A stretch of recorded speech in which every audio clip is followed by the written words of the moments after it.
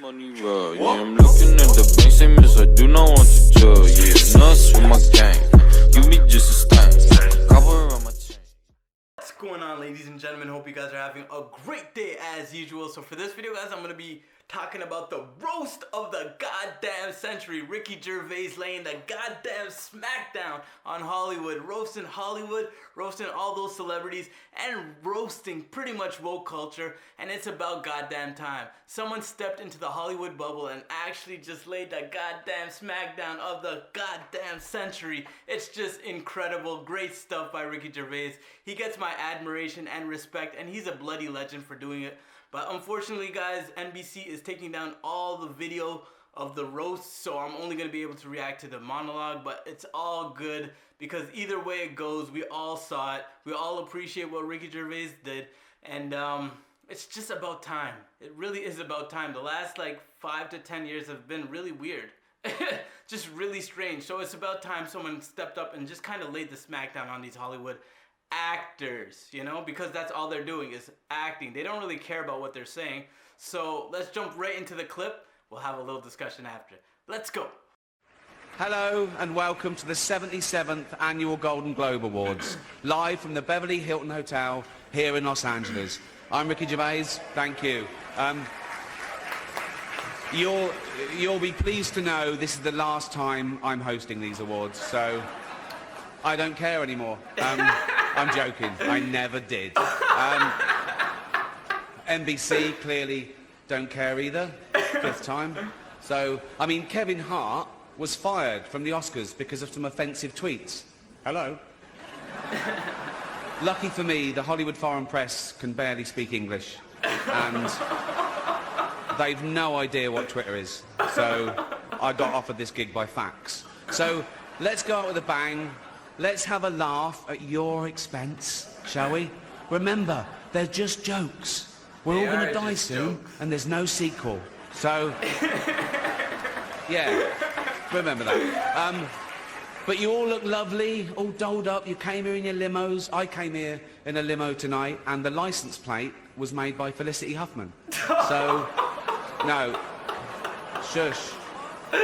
It's her daughter I feel sorry for, okay? That must be the most embarrassing thing that's ever happened to her. And her dad was in Wild Hogs.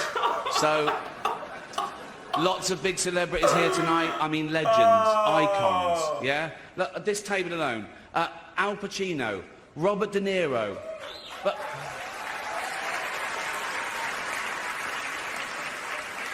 Baby Yoda.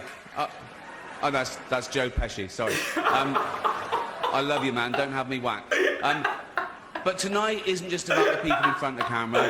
In this room are some of the most important TV and film executives in the world. People from every background, but they all have one thing in common. They're all terrified of Ronan Farrow.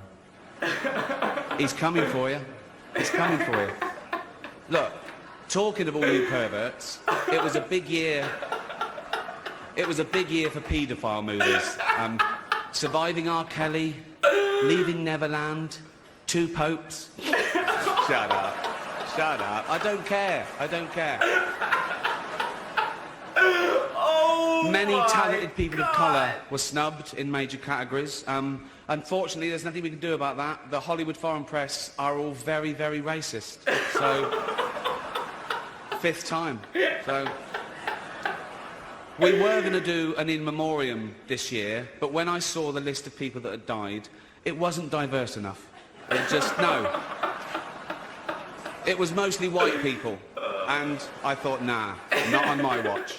So, maybe next year. Let's see what happens. No one cares about movies anymore. No one goes to the cinema. No one really watches network TV. Everyone's watching Netflix.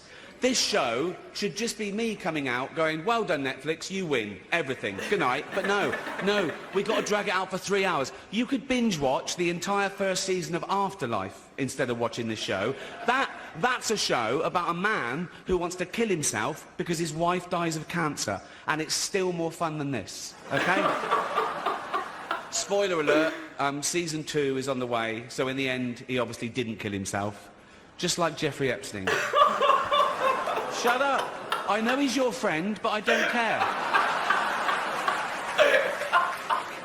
You had to make your own way here in your own plane, didn't you? Right, but seriously, most films are awful, lazy, remakes, sequels. I've heard a rumour that there might be a sequel to Sophie's Choice. I mean, that'd just be Meryl Streep going, well, it's got to be this one then.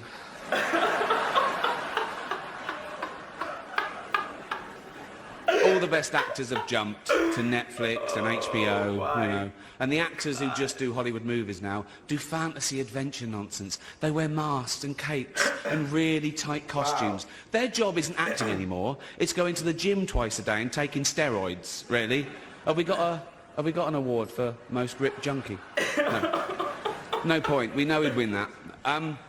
Martin Scorsese, the greatest living director, made the news for his controversial comments about the Marvel franchise. Wow. He said they're not real cinema and they remind him of theme parks. I agree. Although I don't know what he's doing hanging around theme parks. He's not big enough to go on the rides, really. It's tiny. Right. The Irishman was amazing. It was amazing. It was. It was great. Long, but amazing. It wasn't the only epic movie. Once Upon a Time in Hollywood, nearly 3 hours long. Leonardo DiCaprio attended the premiere, and by the end, his date was too old for him. I love you, Leo. Even Prince Andrew's like, come on, Leo, mate, you know. You're nearly 50, son. The world got to see James Corden as a fat pussy. He was also in the movie Cats, but no one saw that. And the reviews, oh, shocking. I saw one that said, this is the worst thing to happen to cats since dogs, right? But Dame Judi Dench defended the film, saying it was the role she was born to play, because she... I can't do this next joke. Because she loves nothing better than plonking herself down on the carpet, lifting her leg and licking her...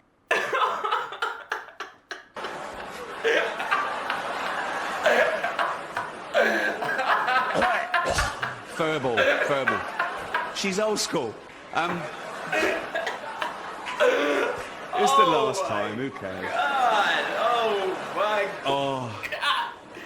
Apple roared into the TV game with a morning show. A superb drama, yeah. A superb drama about the importance of dignity and doing the right thing, made by a company that runs sweatshops in China. So, well, you say you're woke, but the companies you work for, I mean, unbelievable. Apple, Amazon, Disney. If ISIS started a streaming service, you'd call your agent, wouldn't you? So, if you do win an award tonight, don't use it as a platform to make a political speech, right? You're in no position to lecture the public about anything. You know nothing about the real world. Most of you spent less time in school than Greta Thunberg. So, if you win, right, come up, accept your little award, thank your agent and your God, and... So... It's already 3 hours long. Oh. Right, let's do the first award. The first award. The first award is for Best Actor in a Television Series, Musical or Comedy. Yo, he roasted Hollywood. Holy shit. Yo, that must be... Man, that's the best roast I've ever heard in my entire life. Holy smokes, guys. Ricky Gervais just dropped the truth bomb on Hollywood, and that was great to listen to, guys. God damn, Ricky Gervais. He's the MVP of Hollywood. By MVP, I mean most valuable person in Hollywood, because, guys, that was amazing. But let's get into the real issue of the problem here and why it's resonating with so many people. And I think it's because the people in Hollywood, they want to come across as... They're so woke, they care so much about people in society, and they're trying to change the world. But in actuality, guys, they're not. They don't care about anything. At least they don't care about what they stand up for or what they claim they stand up for. And always remember this, guys. They're actors. That's their job. That's their livelihood. We will never know who these people truly are or what they truly believe in. They're actors. We will never know anything about them. All we know them for is their personas and what they want us to see, you know? So remember that, keep that in mind. But I think this is resonating with a lot of people because they are lecturing us about how to live our lives when they don't even know the struggles we go through on a day-to-day basis between paying our bills, keeping food in our fridge, taking care of our family and our friends, and just taking care of ourselves, our mental health. Do you think it's fun for us average people to go to work every day, do stuff we don't even like just so we could get by? And then you have people that are celebrities that make millions upon millions of dollars making fun of us? And we're the people that support them. We're the people that make them rich and famous. We're the ones that support their TV shows, their movies, their video games. We go all out for them. We buy their merchandise. We do everything we can because we appreciate the work that they actually put in. And then they turn their backs on us and make fun of us? We're, like, it doesn't really make any sense. Not only that, but guys, these people are fake activists. They don't even care about what they stand up for or what they claim they stand up for. And I'll give you an example. Like Leonardo DiCaprio, a few years ago, he was in a documentary about climate change, but he literally takes private jets around the world day in and day out. And hey, I don't mind you taking private jets wherever you want. You could do whatever you want. If you've made money, do whatever you want. But don't turn it around and then say that a normal person like me or you can't drive to work because we're polluting too much. How does that make any sense? It's just fake activism. And the worst part about it, guys, is that these rich people have all the resources in the world. Like I said, they have millions upon millions upon millions of dollars, and they have connections with some of the most powerful people in the world. They could actually bring about change. They could actually do things to help change the world for the better. But instead of doing that, they rather criticize me and you, the people that support them, the people that make them rich, and the people that actually admire what they do. And not only that, guys, not only that, but they don't really invest in what they stand up for. They don't really even take action in what they believe in.